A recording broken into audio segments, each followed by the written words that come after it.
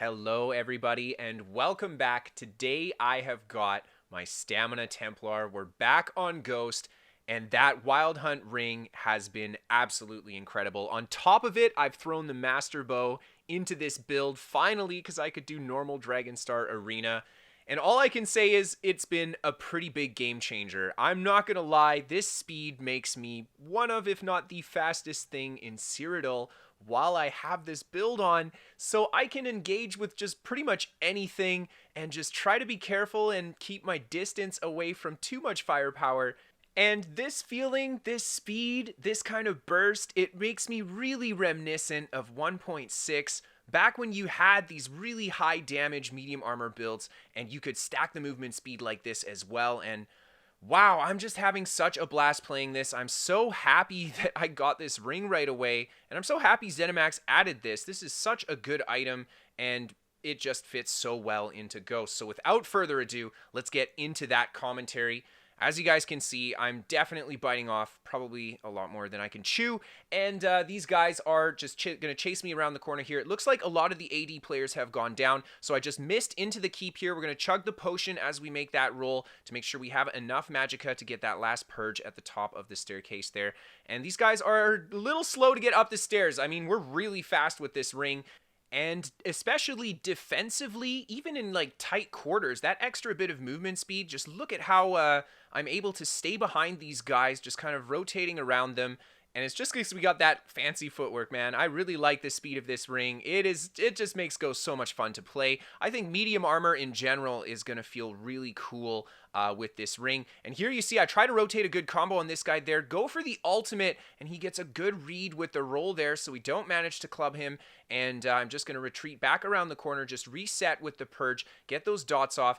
Now, the NPC chasing me here is pretty annoying. He's healing himself up as well. I go for the bash there.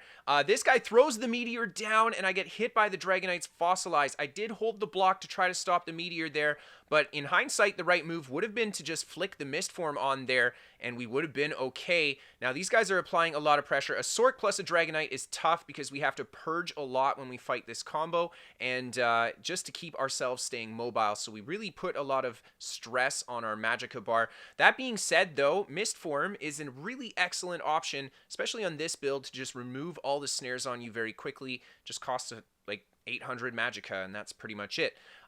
So I'm left to fight just the Sork up top here. I try to go for a combo there, and I get hit by his rune. And here we see the first example in this clip. Unfortunately, it is littered with a lot of bugs and lag, and that is just kind of the regular in Cyrodiil now. During the course of this fight, it is only 2-bar pop on this campaign, and there's a lot of skill delay. I don't know what's going on this patch with it, but man, PvP is really fun. It's in a weird spot because if PvP worked, I think it would be the best that it has been in a really long time. That being said, it doesn't work very well, and we're going to do our best throughout the course of this fight. There you saw that meteor again. We went into our mist form, and mist form just didn't work. It just pulled us out. We got hit by the meteor, and we got punished for making the right move against his play there. And the Sork's going to go for the combo there. We get the negate dropped on us. We have him set off balance here, and I just opt out into going to the mist there just to get out safely, and I'm going to go in for another rotation on this guy. Just keep dotting him up as I go past here. We've got him with a nice combo, nice set there. We hit him with the stun into the onslaught, and we bring that guy down. The splash on the onslaught almost killing this other Sork that just engages there, and he's going to quickly pop on out of there. And I decide not to commit too much here. I know that there is more blue players coming, so I don't want to commit to a bad position in the open field, especially when I have really low resource and we're waiting on the potion too. So I come back up into the tower, and I'm just going to clean up the NPC here while I wait for the next player to come up the staircase here. And it's the same Sork from before. He comes back to re-engage with us. And he's by himself, so I just keep him dotted up here, always using that terrain. It's really good, especially when we go for the rebuffs on our skills there. We just do a little bit of a kite, reset our buffs, and then we're going to go for the re-engage. We kite out his meteor with a little bit of a fake, going in the doorway and then coming back out. I don't think he expected us to come around the corner and smack him there, so we caught him off guard a little bit and managed to connect with the onslaught. We bring the Sork down. Now we're going to fight this next guy here, and I'm just going to fast forward this clip because this guy is really freaking tanky. And this is pretty much the closest I get to killing him. Honestly, not so bad. He makes the right moves here to not die, but we almost get him. Proving that Ghost can do the damage to the tanks, but man, that was just one opportunity, and that was like 3 minutes of the fight. So either way, I head back outside the tower. I end up just leaving him in there, and I look for more blues to fight. And here we go. Right away, I find some blues hanging out here. The first guy engages very aggressively off the horse. I get a great counter combo there, and then end up crit rushing to the wrong guy. Oh my gosh, bad targeting there on my part. And we kind of botched the kill on that Sork. And he chases after us here. I go for the direction change. That was a bad call. I think I should have stayed going the way that I was around the corner. We managed to get away with it, though, because that ring is so amazing. We're just too fast. They can't catch us. The AD players turn and shoot at us while we come in the door, and the one guy gets swamped by the blue players, and he goes down. And now we're at the top of the tower by ourselves, but I'm not going to stay up here. I'm going to jump down and help out in the fight here. We get a stun off on this guy here. I throw the poison injection down, and man, that guy was squishy. He goes down right away. And we're going to start working the other blue targets here. The yellow are on the flag as well. So the fight here has now turned back into a three-way fight with us being the only red player.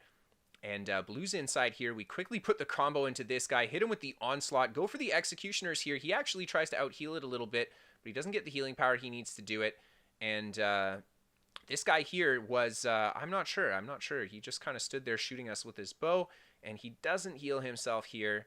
You got to heal yourself in PvP. I think that goes without saying. And now we're going to head back outside and start working on the yellow as they're trying to beat up that blue player. That was the tanky player from before. Finally went down to all the yellow beating him on the flag there. And we're just going to do our best to try to bring that Nightblade down. Lots of pressure from these guys. We've got tons of arrows coming in. Mist form coming in. Super handy there, keeping us mobile as well as soaking up that big damage. And I make sure to keep my hit points high as we come inside there too. Purge off the rest of the negative effects. And we're going to work our way back out. The meteor comes down. We're just going to quickly mist that meteor. And I'm just going to turn around and quickly kill the guard here. Don't want to have that extra bit of firepower on us. And now I come back out here. There's one guy out of stealth. Of course, it's an ambush. There's AD all over the place. The second Nightblade hits me there. I try to get the off-balance stun there, make the crit rush, but I was a little slow on that crit rush. And there you see a little bit of spaghetti on my screen as he just kind of teleports to a different spot. And yeah, hitting the lag a little bit there too, but that's okay. We didn't take any super bad hits there, so we just go back around the barn, reset, and we're going to open up on these guys here. Here, the first arrow we take, but I managed to dodge the second one. The Nightblade sniping out of stealth there. We break it and roll the second snipe in time, and now blue comes rushing around again, and we've got more blue players on the spot. I'm going to put my arrows into the back of this guy here and get the stun off, go for my ultimate, and a great dodge on his part there. That was easy combo to read, I'll admit, and he made the absolute right move. And we're going to go for this blue player there. Pick up a nice kill on him there as he's distracted by the yellow player. Just kind of put a little bit of burst into him. And we're going to try to work on these other blue, but should I target shift? I stay on the blue player. Okay, we're going to stay on the blue player, it looks like. This guy is taking a bit of pressure, but he's got some healing power too. I decided to head back around the barn here. I don't want to have too much attention on myself, and yeah, it looks like they just all ignored me there, so they all go somewhere else.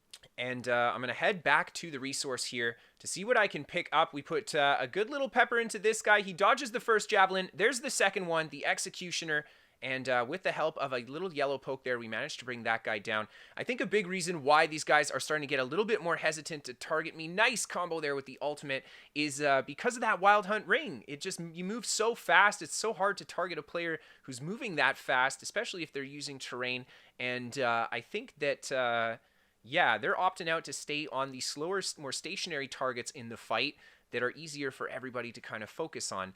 But now we're at this stage where I think we've got a yellow Nightblade in stealth. It looks like we've got a blue Nightblade as well. And one player there, it's the tanky guy from before, staying on the bodies. This Nightblade here, he needs to have a little bit more healing power. There's the yellow Nightblade coming out of stealth to try to finish off the blue player. And we've got more blue coming here. So I'm going to make sure to stay focused on the blue here. And yeah, I think we're going to have to take this to the tower. The yellow player, I think, went down out there. And it's everybody against me now, I think. So I open up on the Tanky Necromancer again. I go for the ultimate, and there you guys see what it looks like when we didn't get that clean combo. Oh my gosh, he just shrugged it off like we didn't even hit him. So yeah, not going to waste our time hitting him. Try to engage with that Templar. He just knocks me off the edge right away. So I go back into the tower. All the blue are sitting on the flag, and this is going to become very dangerous for me very fast. This enemy Nightblade, he starts working his way up the staircase here. I do a little bit of a kite there, and then I misform up. I don't want to stay on the bottom floor for now. And there you see, I had a bad read there. I don't know if it was lag, but his thing went through the wall, knocked me off the edge, and that's the death there. Good fight. And I've got another fight for you guys here. I was duking it out with this Sork for a little bit, and we got more yellow players coming into the fight. And the Sork there, I'd been fighting for a while, so I decided not to stay on top of them there. He's going to go for the meteor as the other yellow engage, and I'm just going to use that speed and just kite the yellow out here. And that's what I'm talking about. Right off the bat, we use the speed to just determine how this engagement is going to be taken. So we're not getting rushed by these guys, but quite the opposite. We're dropping on them, and there you see the low-level player, man. Oh, it feels bad.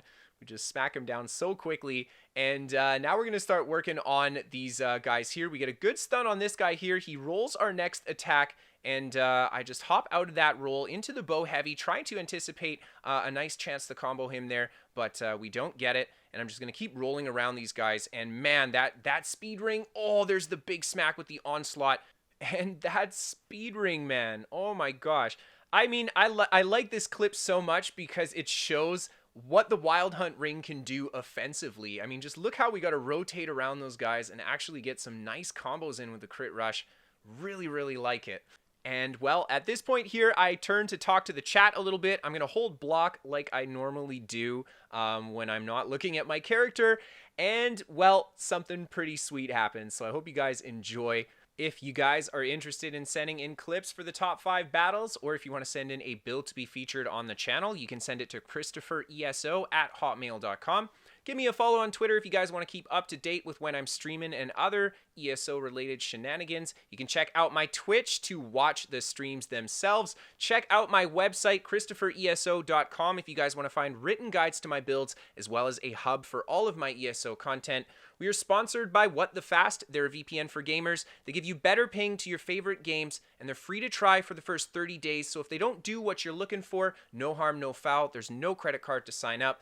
And look at this. We kill the Nightblade that tried to gank us with Power of the Light. He's using that new vampire skill that drains your health. Absolutely wonderful, but it's not over yet. I want to say a big thank you to all of my patrons on Patreon. Thank you guys so much for supporting the channel. Without you, I wouldn't be able to do this job. And there it is, the second Power of the Light kill. Absolutely beautiful. Have a great night, everyone.